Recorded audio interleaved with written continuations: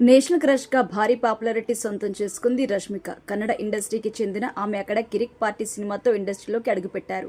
తర్వాత తెలుగులో నాగశౌర్య హీరోగా నటించిన చెలో సినిమాతో తెలుగులో అడుగుపెట్టింది. తర్వాత పలువురు స్టార్ హీరో సినిమాల అవకాశం అందుకుని ఓవర్ నెట్ లో స్టార్ సెలబ్రిటీ అయిపోయింది.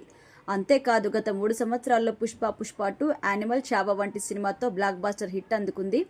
పైగా 3,500 కోట్లకు పైగా కలెక్షన్స్ రాబట్టి సంచలనం సృష్టించింది.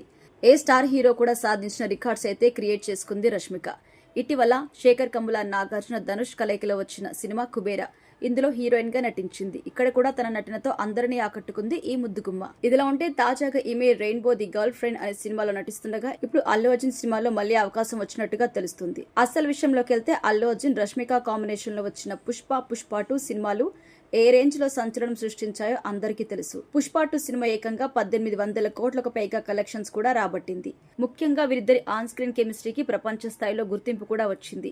అయితే మొత్తం ఈ మూవీలో 5 హీరోయిన్స్ ని, అందులో రష్మికని కూడా ఒకరు అని సినీ వర్గాల్లో వార్తలైతే వినిపిస్తున్నాయి. అల్లు అర్జున్ తో చేయబోయే నెక్స్ట్ సినిమాలు.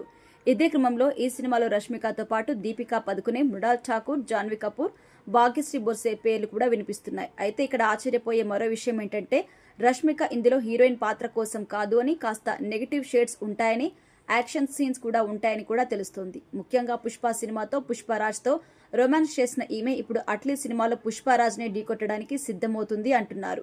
ఒకవేళ ఇదే నిజమైతే ఇన్ని రోజులు ఆన్ స్క్రీన్ కెమిస్ట్రీకి ఫిదా అయిన ఆడియన్స్ వీరిద్దరి కాంబోలో వచ్చే యాక్షన్ సీక్వెన్స్ ఎలా ఉంటాయో చూడాలని కూడా కోరుకుంటున్నారు.